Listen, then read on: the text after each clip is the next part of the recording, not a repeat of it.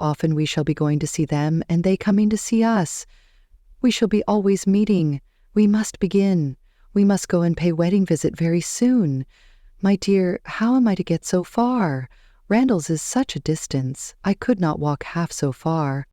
No, Papa, nobody thought of your walking. We must go in the carriage, to be sure. The carriage? But James will not like to put the horses to for such a little way. And where are the poor horses to be while we are paying our visit? They are to be put into Mr. Weston's stable, Papa. You know we have settled all that already. We talked it all over with Mr. Weston last night, and as for James, you may be very sure he will always like going to Randalls, because of his daughter's being housemaid there. I only doubt whether he will ever take us anywhere else. That was your doing, Papa. You got Hannah that good place. Nobody thought of Hannah till you mentioned her. James is so obliged to you. I am very glad I did think of her. It was very lucky, for I would not have had poor James think himself slighted upon any account, and I am sure she will make a very good servant.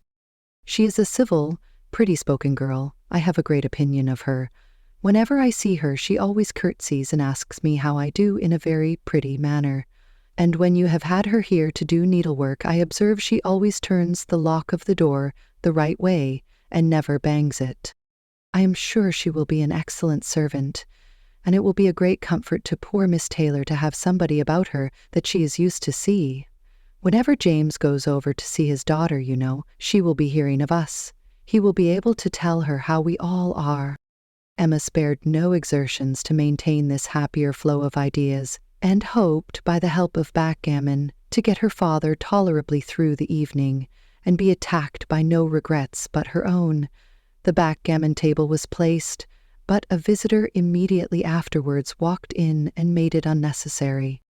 Mr. Knightley, a sensible man, about 7 or 38, was not only a very old and intimate friend of the family, but particularly connected with it, as the elder brother of Isabella's husband. He lived about a mile from Highbury, was a frequent visitor and always welcome, and at this time more welcome than usual, as coming directly from their mutual connections in London. He had returned to a late dinner after some days' absence, and now walked up to Hartfield to say that all were well in Brunswick Square. It was a happy circumstance, and animated Mr. Woodhouse for some time. Mr. Knightley had a cheerful manner which always did him good, and his many inquiries after poor Isabella and her children were answered most satisfactorily.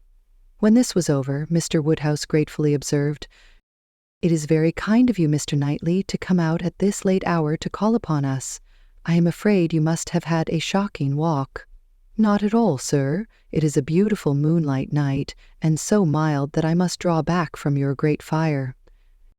"But you must have found it very damp and dirty. I wish you may not catch cold." "Dirty, sir? Look at my shoes. Not a speck on them." "Well, that is quite surprising, for we have had a vast deal of rain here. It rained dreadfully hard for half an hour while we were at breakfast. I wanted them to put off the wedding. By the by, I have not wished you joy. Being pretty well aware of what sort of joy you must both be feeling, I have been in no hurry with my congratulations. But I hope it all went off tolerably well. How did you all behave? Who cried most? Ah, poor Miss Taylor. 'Tis a sad business. Poor Mr. and Miss Woodhouse, if you please, but I cannot possibly say poor Miss Taylor. I have a great regard for you and Emma, but when it comes to the question of dependence or independence, at any rate, it must be better to have only one to please than two, especially when one of those two is such a fanciful, troublesome creature," said Emma playfully. "That is what you have in your head, I know, and what you would certainly say if my father were not by."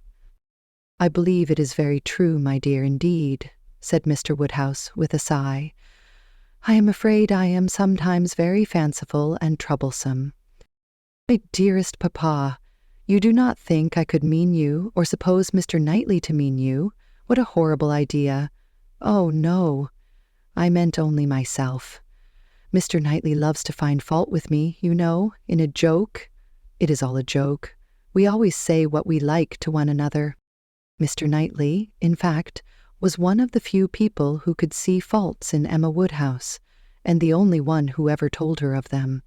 And though this was not particularly agreeable to Emma herself, she knew it would be so much less so to her father, that she would not have him really suspect such a circumstance as her not being thought perfect by everybody. "Emma knows I never flatter her," said Mr. Knightley, "but I meant no reflection on anybody. Miss Taylor has been used to have 2 persons to please. She will now have but 1. The chances are that she must be a gainer." "Well," said Emma, willing to let it pass, "you want to hear about the wedding, and I shall be happy to tell you, for we all behaved charmingly. Everybody was punctual, everybody in their best looks, not a tear and hardly a long face to be seen. Oh, no, we all felt that we were going to be only half a mile apart, and were sure of meeting every day." "Dear Emma bears everything so well," said her father. "But, Mr. Knightley, she is really very sorry to lose poor Miss Taylor, and I am sure she will miss her more than she thinks, for—" Emma turned away her head, divided between tears and smiles. "It is impossible that Emma should not miss such a companion," said Mr. Knightley. "We should not like her so well as we do, sir, if we could suppose it. But she knows how much the marriage is to Miss Taylor's advantage. She knows how very acceptable it must be, at Miss Taylor's time of life, to be settled in a home of her own, and how important to her to be secure of a comfortable provision, and therefore cannot allow herself to feel so much pain as pleasure. Every friend of Miss Taylor must be glad to have her so happily married." "And you have forgotten one matter of joy to me," said Emma, "and a very considerable one, that I made the match myself.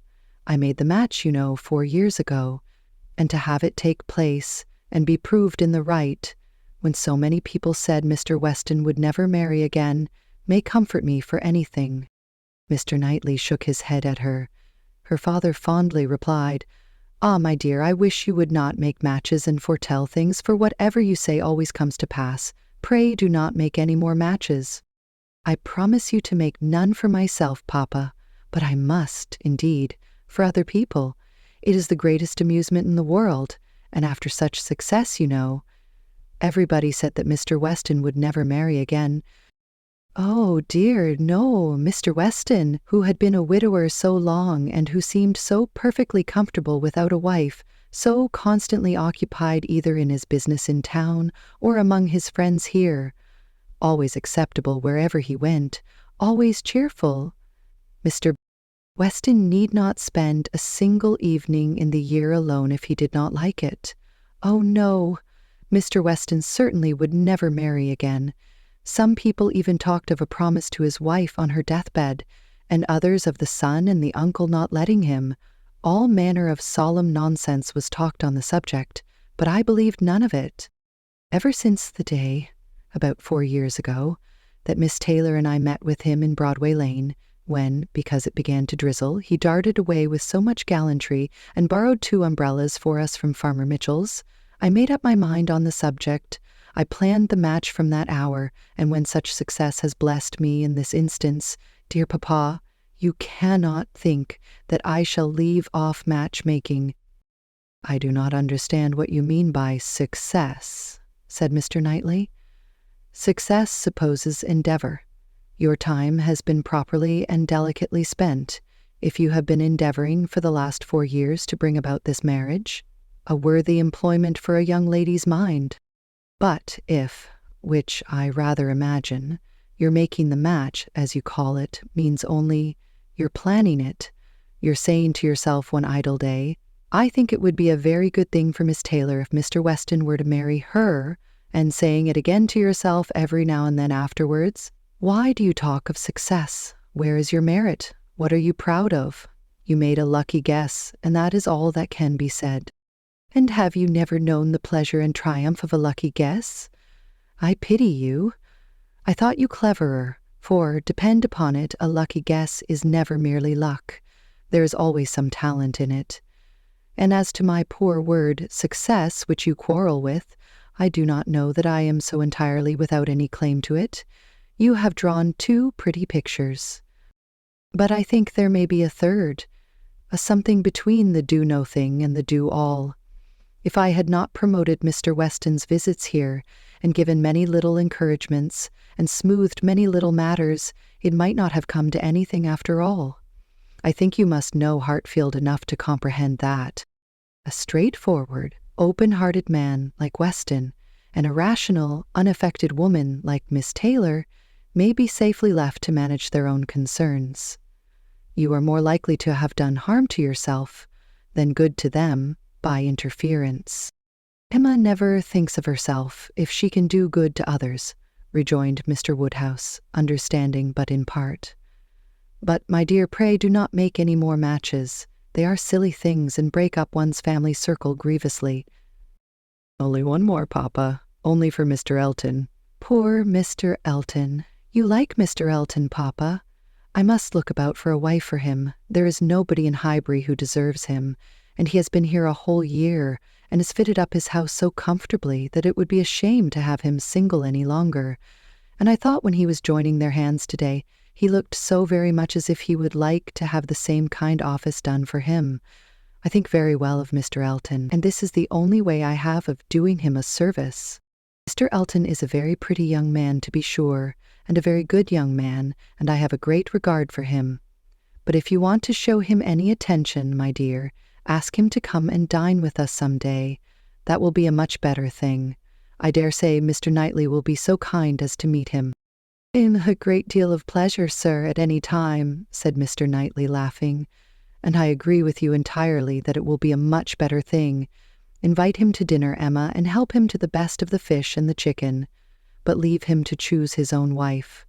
Depend upon it, a man of 6 or 7 and 20 can take care of himself."